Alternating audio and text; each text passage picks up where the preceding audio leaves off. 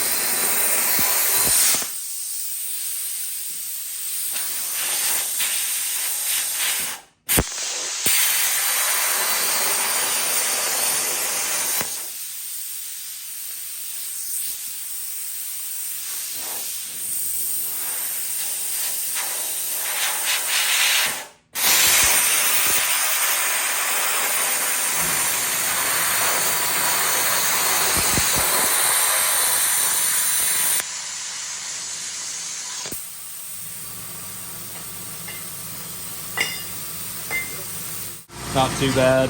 I'll have to take a grinder and clean them stuff a little bit just in this area, but that's good to go. The arches are obviously, they're too long, and that's because of the distance between the dies on the roller. I have to roll them long. I've got them marked roughly where I wanted them to be.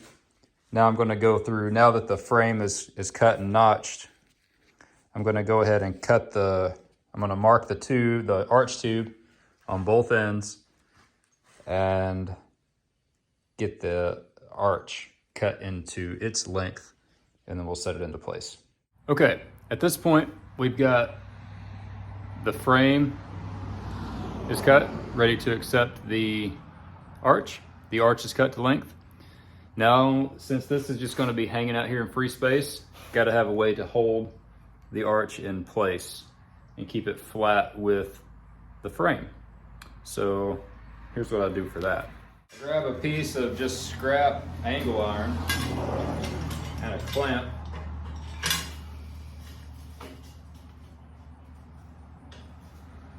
And I just clamp this piece of angle iron to the bottom side of this tube.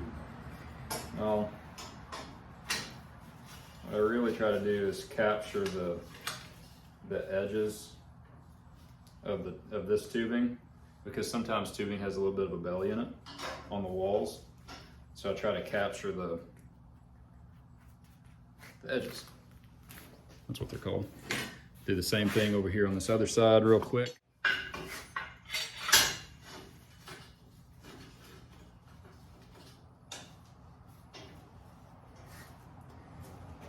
Grab a couple of fireball clamps, set this thing in place. See how the fit up looks. Here's the center of the gate end. I Fit up looks pretty good. So when I weld all this around here, it'll just look like one continuous run. So that'll be good. Okay, so we're clamped into place. I'm gonna go ahead and grab the welder and put some tacks on this top arch. And then after that, I'll probably will go ahead and lay the cross brace in that goes on the bottom and the secondary arch before I weld anything out.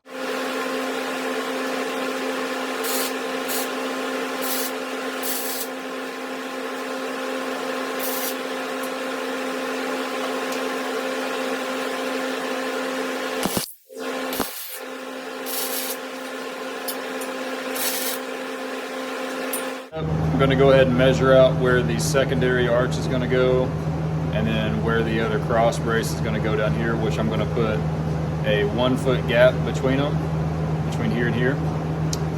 So we're going to go ahead and measure that out and get those lined up. Got our 12-inch marks from here to here. Got our supports set up so we can lay the next piece in here and keep it flat with the frame. I want to tell you one thing though. When you're using material, when you're using a brace like this and you've used it more than once, sometimes you get some little BBs on here. If you don't knock those off, those can cause you some issues, some fit up issues, because that's enough to make, like if you had this right here on this side over here where your pipe's going to go, and you set a piece of tubing on top of that BB, you're not going to be flat here. So either use a different part of your support or grab a grinder and knock those off. Measure out this piece and lay out the second arch and cut it to length, cut this other piece to length, and be back in just a minute after a quick time lapse, and we'll weld it together.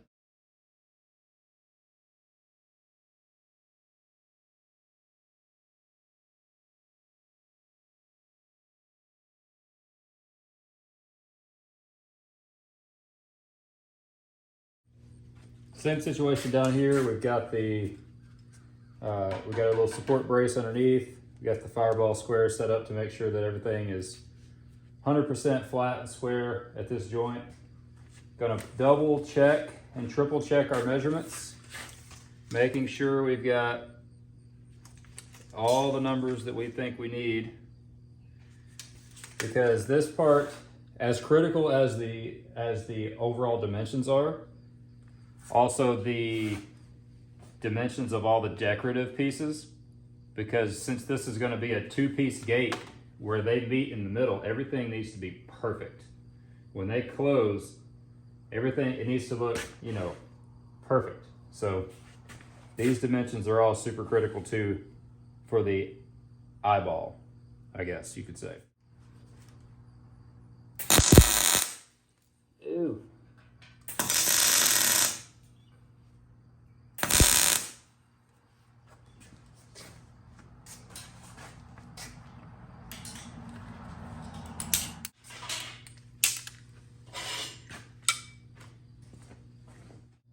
Same thing down here, just double check our measurements. I should have a 12-inch gap here, which I do not have. I'm going to open this up just a pinch.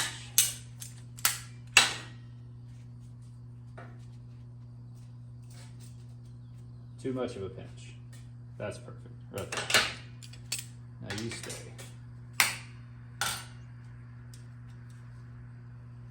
Perfect.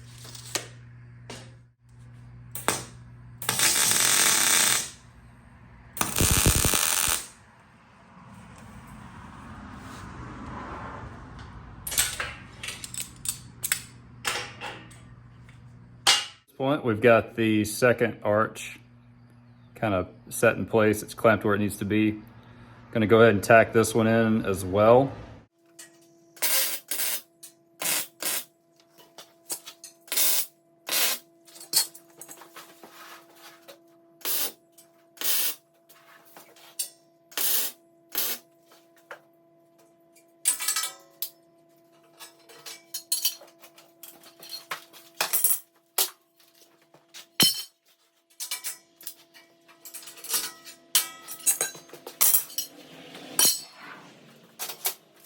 So I've double checked all the dimensions. Everything's good. Everything's square. Everything's been re-leveled. It's all flat, all level, all square.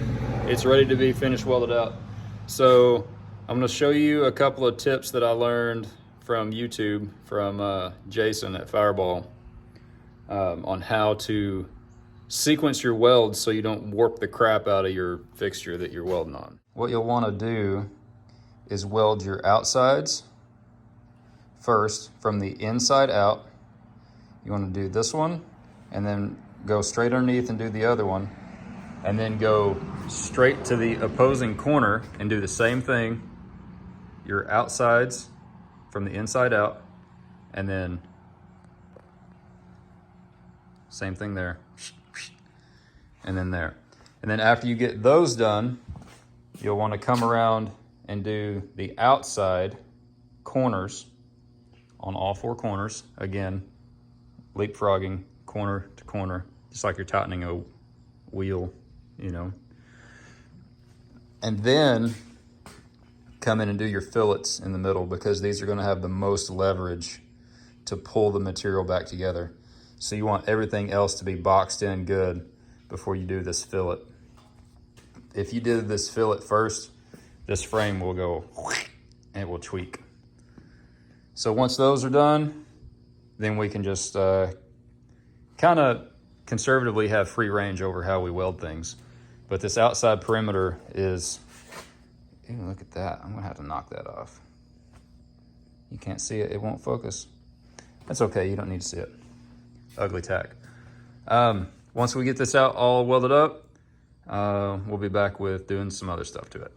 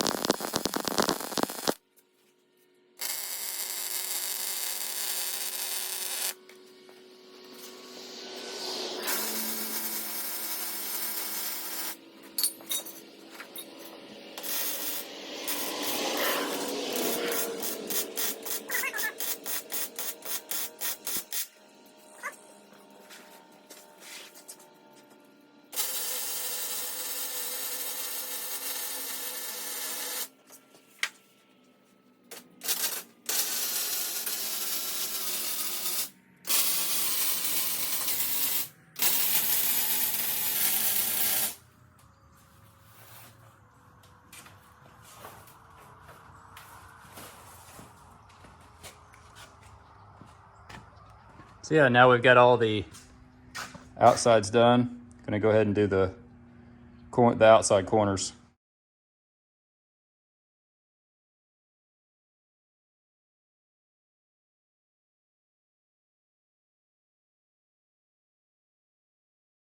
All the corners are done. All the corners are fully welded in. They don't look half bad, considering I just glue metal together. Not bad, not bad, not bad. All right, next, I'm gonna weld in these two little decorative pieces.